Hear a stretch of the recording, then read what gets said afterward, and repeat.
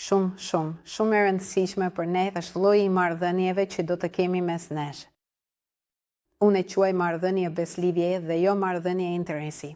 Çfarë do të thotë kjo? Marrëdhënie interesi vi në këtë kishë sepse më pëlqen muzika. Pastori predikon mirë, por nëse nesër rastësisht nuk ka muzikë të mirë, iki. Bibla nuk na thot kur të kemi marrëdhënie interesi, por marrëdhënie beslidhjeje. Prandaj, nëse vjen nga një kishë tjetër, mund të marrësh kohën që të duhet. Nuk është e nevojshme të jesh antar i kishës sonë. Fillimisht na frekuenton, na njeh mjek doktrinat tona, pastaj vendos. Unë e quaj këtë, një marrëdhënie fejes, sikur të ishin të fejuar. E di që para se të martohesh me dikë, duhet të njohësh mirë këtë person, prandaj merr kohën të na njohësh mirë, të njohësh njerëzit, strukturën, gjithçka që dëshiron. Por ditën që ke vendosur të rish me ne, qëndro me ne në të mirë e në të keqe. Nëse ka ndonjë problem, në vend që të thuash thjesht ka një problem, hajde na trego për këtë problem dhe fillojmë nga zgjidhja. Nuk më mjafton që të më thuash drita është prishur, mjafton që të më thuash, pastor, drita është prishur, por unë kam sjell një tjetër dritë për ta zëvendësuar atë. Pra, gjithmonë fillohet nga zgjidhja. Absolutisht.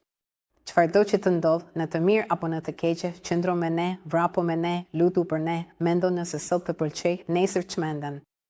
Çfarë bën? Ikën? Jo, unë do të doja që, pasi kemi një marrëdhënie beslidhjeje, qoftë nëse çmendesh ti apo unë, dhe shpresoj që asnjëri prej nesh të mos çmendet, por që tjetri të mund të luftoj, të lutet, të besoj, ashtu siç nuk ndahemi nga familja jonë.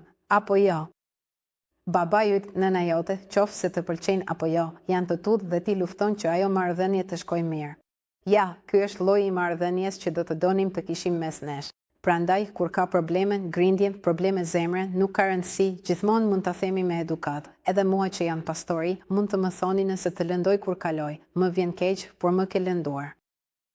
Unë do të kem mundësinë të kërkoj falje, por gjithmonë, dhe kjo nuk vlen vetëm sepse jam pastori, njëri me tjetrin, duke qenë transparent dhe duke ditur të hapim zemrat tona, duke u përballur dhe duke i thënë të vërtetën njëri tjetrit. Prandaj, marrëdhëniet, ju lutem, marrëdhënie të vërteta. Nëse vendos të rish me ne, merr kohën tënde, por kur je me ne, je plotësisht me ne dhe jo për gjysmë.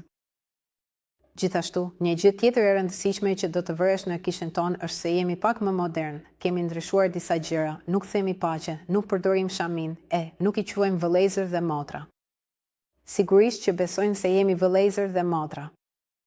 Por unë nuk e thëras motrën time, motër, e thëras me emër dhe kështu mund të thirremi fare mirë me emër dhe ndoshta do të shohësh, nuk e di, murin e zi. A ka drejta? Po, janë gjërat e jashtme, thjesht për të modernizuar pak edhe mënyrën që sot është arkaike të thuash disa gjëra, apo jo. Edhe fjalën kult ne e quajmë gospel, pse ta quajmë kult? Sepse ka njerëz që nuk e dinë çfarë është, duket si diçka e fshehtë. Gospel do të thotë ungjill, është e këndshme, është hargëtuese, por gjithmonë po flasim për t'i bërë absolutisht kult Perëndis, për të adhuruar, për ta bekuar, për të kënduar e të tjera. Kjo nuk do të thotë as pak që ne, edhe nëse sheh, nuk e di, big me flokë të ngjyrosura. Nuk është kjo ajo që ka rëndësi. Mjafton të jemi të matur, por të jemi të shenjtë. Ne besojmë plotësisht në një jetë të ndershme, të shenjtë, serioze, në të jetuarit e ungjillit ashtu siç duhet të jetohet, të palkundur në pikat që Zoti na jep nga fjala e Tij. Në rregull. Pra, për shembull, ne besojmë në gjithçka që thot Bibla. Duhet të martohemi dhe të kemi marrëdhënie seksuale vetëm pas martesës, jo më parë. Jemi serioz në këtë, serioz me familjen, serioz në fejes, serioz në marrëdhëniet me kishën. E gjithë kjo është e rëndësishme. Në përgjithësi, ne i quajmë baring. E di që disa mund të thonë, por thotë të quani bari vetëm Zotin. Ja pra, në kishën e krishterë në fillim nuk i quanin menjëherë baring, por vetë historia e shpjegon këtë, madje edhe Pietri e thotë, apo jo. Duke folur për barinjt që janë udhëheqës dhe thotë gjithashtu të mos i quani askën baba në Bibël, nëse është për këtë. Pra, thirrë baban tënd, nëse je nga kjo doktrinë.